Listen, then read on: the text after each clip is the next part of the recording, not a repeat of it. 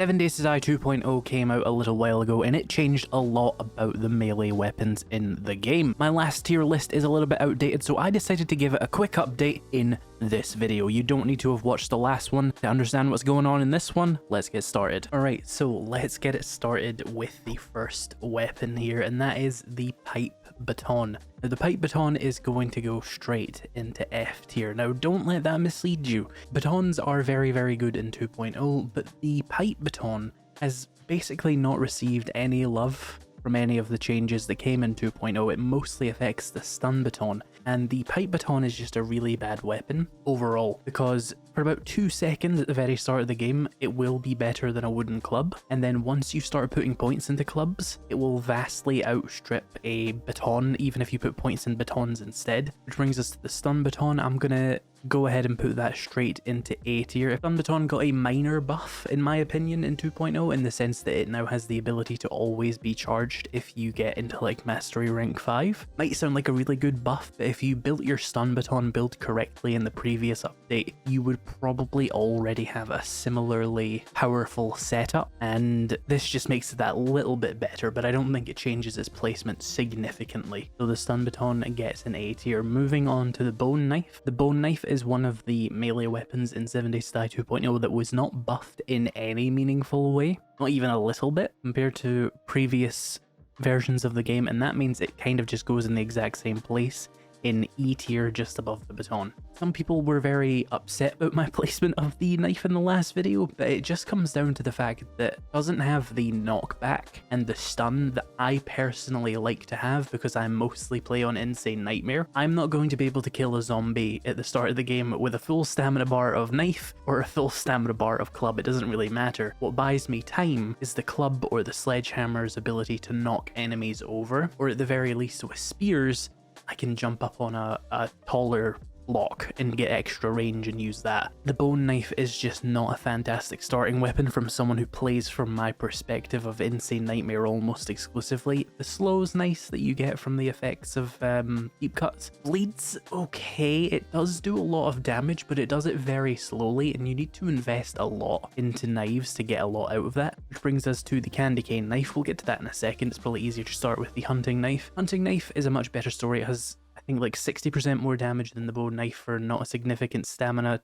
difference. And while it still lacks the knockback of the bone knife, the damage per second potential of it for a very cheap weapon, and a weapon you can actually find on day one, is probably worth putting it in C tier, I think. It does still severely lack the knockback and stun of other melee weapons, which brings us to the candy cane knife. If you've never seen the candy cane knife, it is a Christmas version of the hunting knife. I believe it spawns in December only. I don't think I remember seeing this in a very long time. I don't know if it's still in the game, but statistically it's identical to the hunting knife. It's just less frequent, so it just goes right next to the hunting knife. The machete, another one that was quite controversial in the last video, because everybody was telling me, but it has a bonus decapitation chance. It does.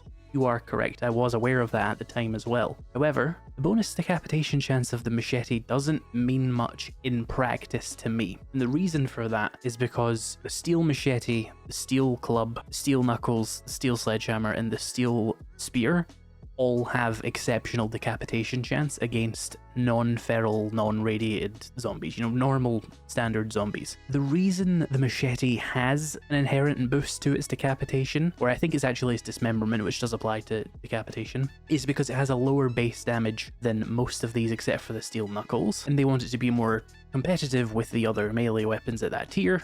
They also want to make sure that the bonus sneak damage isn't ridiculous. If you make it just do similar damage to like the steel club, there's no real reason to use the steel club. So I have to imagine, because we don't know this for sure, but I have to imagine the thought process was, let's make it have bonus dismemberment to reward skilled players who can aim for the head and stuff with a weapon that is about the same as the other steel tier melee weapons. That said, I just think that the stun baton has slightly overtaken it, in my opinion. I believe in my last tier list it was this. Can't do it. There we go. And now I'm doing this, and that's in A tier for the people listening. The hunting knife and the candy cane knife were C tier, if I forgot to mention that as well. That brings us to the wooden club. Now the wooden club I'm actually going to put kind of straight into like a C tier, which is quite high for a primitive tier weapon, and that's just because the wooden club gets very quickly into a very powerful weapon if you start putting perk points into it and if you start finding the skill books. I think just barely though, I would rather the iron hunting knife right at the start of the game because it just has so much more damage compared to a wooden club. It's basically got the damage of a level 6 wooden club, I think, so it would be quite useful to have that. But those bonus effects of the wooden club are very, very good, and it gets a C tier. The baseball bat, I'm going to put in B tier, just a tier above the wooden club. It's just an upgrade in every way to the wooden club, except it sounds a lot better, and that will get it points, I think. So that's in B tier. Nothing unique to say about that one just yet. It is just a wooden club but better. The candy cane club, similar situation to the candy cane knife Christmas thing. I don't even think they do it anymore, but it is just a baseball bat. And that brings us to the steel club, which I think still sits firmly above the stun baton and the machete in A tier. Probably the best weapon I would recommend for new players because it's got everything the sledgehammer does, except it's easy to manage with stamina. So very, very powerful weapon. Knuckle wraps, F tier. They're terrible. They have not been buffed significantly by 2.0. You now get gold and silver sometimes when you kill zombies. If that's your shit, then sure, these knuckles are going to be much better, but it's not for me. So they're going to be exactly the same kind of distribution as they were in the previous update, but now everything around them, pretty much except for knives, got better. So F tier for the knuckle wraps. I'm going to go for D tier for the iron knuckles. I would prefer them over a bone knife. I would probably still take a good wooden club over a good iron knuckles, to be honest. Too much effort when everything else is so OP, you know? They're not bad. That you can absolutely slay with the knuckle weapons in this game. It's just that everything else is really, really, really good. And I'm not basing this off of how fun they are or stuff. This is just how good I think they are. And the steel knuckles, I would put, honestly, hot take, might put them below the baseball bat, just because how ridiculous clubs have been made by 2.0. I just find myself really wondering which would I rather have, fully upgraded steel knuckles or just like mostly upgraded. And when I say upgrades, I mean like skill books, perks, and like mods in like a decent level. I would rather the baseball bat. It's just more versatile and you don't need beer to make it work. So yeah, B tier, low B tier, which brings us to sledgehammers. Oh boy, they're all F tier, of course. I am just rage baiting, of course. They've been made unbelievable in 7 Days to Die 2.0. They've been buffed significantly with their new skill magazine. I'll put the effects on the screen right now so that you can read through them, but it's like double XP with headshots. Ridiculous. Why is that a thing? The ability to slow down nearby enemies and reduce the damage they do is unreal. You get a shotgun blast that affects enemies in a radius and it reduces their damage. That alone would make them S tier. But now that we have power attack, stamina on kill, sledgehammers just, they're unbeaten. I stopped my 7 Days to Die 2.0 playthrough because sledgehammers were just turning my brain to liquid. They were boring. And while that should maybe lower its points, this is mostly about the effectiveness. If it were just fun, the sledgehammers would genuinely be F tier at this point. They're just, once you've done it, it's dull. They're too good. There is no difficulty, and I play on Insane Nightmare. I can't make it worse for myself any further.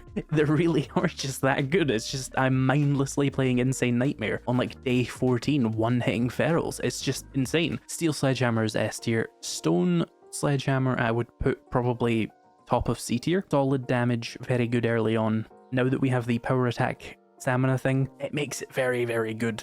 It has definitely increased its position a little bit compared to 2.0. And an unusual thing is in the last version of this list, I actually put the iron sledgehammer as worse than the stone sledgehammer, and I went through some extensive explanations as to why, but basically it comes down to the stamina wasn't worth the damage. With stamina being such a drastically lessened problem for the sledgehammer in this update, I'm quite comfortable putting the iron sledgehammer at like a B above the stone sledgehammer this time. It makes more sense now that stamina is basically a non-issue for sledgehammers. There's no real reason to not upgrade, so it gets a high B tier. If you ask me personally, I would honestly probably prefer the iron sledgehammer over the machete. If you put a gun to my head and said, hey, which one do you really care to use more? I would probably say the iron sledgehammer over the stun baton and the machete, honestly. Fuck the haters. I invented hating. You can't hate on the hater. It's an A tier. It's really good. It's better than a Stun Baton for me. Although, no, okay, the Stun Baton's a little bit better. Once you fully upgrade it and you can knock out like 1,000,000 zombies with it and keep them all down, okay. The utility of the Stun Baton is more. The machete is just pure kill versus kill, and the Iron Sledgehammer beats it. Unfortunate. Huge L for the knives community. They should give you a katana and make it really good. Have I earned your respect back?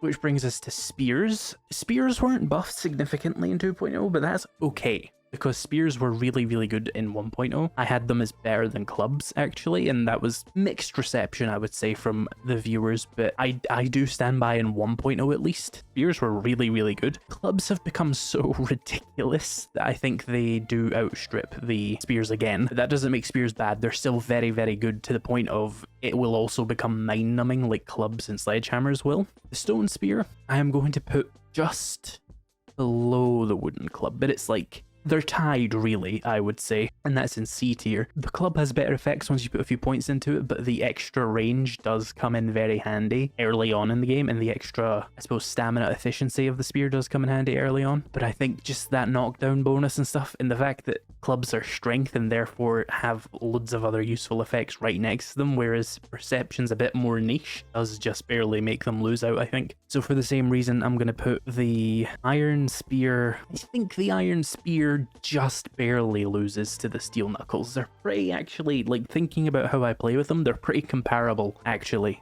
Weirdly. And then the Steel Spear is going to go just below the Steel Club, because the Steel Club, once you start really getting into it, when you've got that strength weapon damage resistance boost and you've got the ragdoll effect from Grand Slam, the gap between these two has widened significantly in favor of the club this time around. So yeah, Knuckles are a bit behind just because you need to use spear to really make them competitive, and you need to play much more intensely to get the same performance out of them. You really do have to try, because the range is so short and your damage per hit is also quite low. It's just a lot of effort compared to most of the other weapons, so I'm gonna have to rank those low. But yeah, there's the finished melee tier list. I'll try and put a screenshot up of the 1.4 one here as well, so you can compare. Why not check out this tier list going over armor as of 1.4? That one is still perfectly in date, I am sure of it. Thank you so much for watching, and I will see you in the next video.